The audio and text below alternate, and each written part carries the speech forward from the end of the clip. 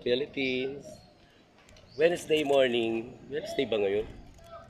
Pipila na kami sa DSWD walang gutom. Panoorin yung mga eksena guys.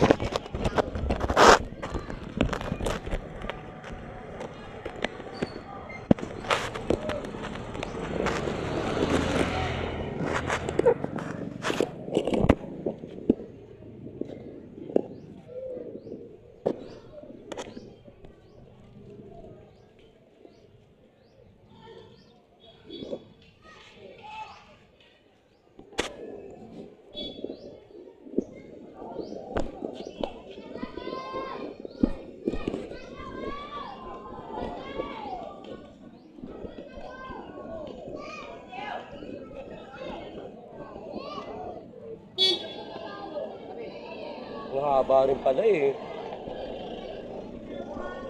Kala ko konti lang haba.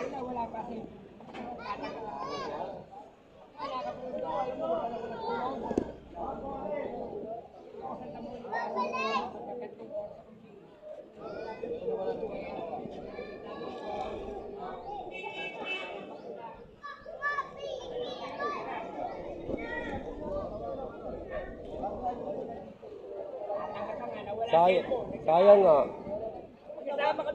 1.7 kasama yung pera niya.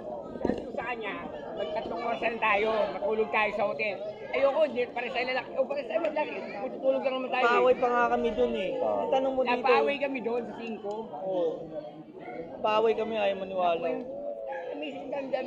Oo. Ano ba ginawa sa akin? Sinuntok ba ako nun? Pinaladkad niya tayo, kinento ko nga tayo. Ginanunan niya tayo. Pinelo nga kami. Kala ko tatawag. Yung bag ko nga, ang tagal na lang ito. 30 minutes bago binigay sa akin ito. Hindi ko na ano kasi kilala nga ako ni Kagawad. Kagaroon ako eh. Gumagawa ka naman ng katanong mo. Mamaya huwag ka pupunta doon, nandun ang tita mo. Bukas na lang. Andun na nga, pinagalitan ako. Nangihina nga ako ng pera eh. Pinagalitan na nga ako eh. Hindi ka disgrasya yung 10,000. Yung kuwan.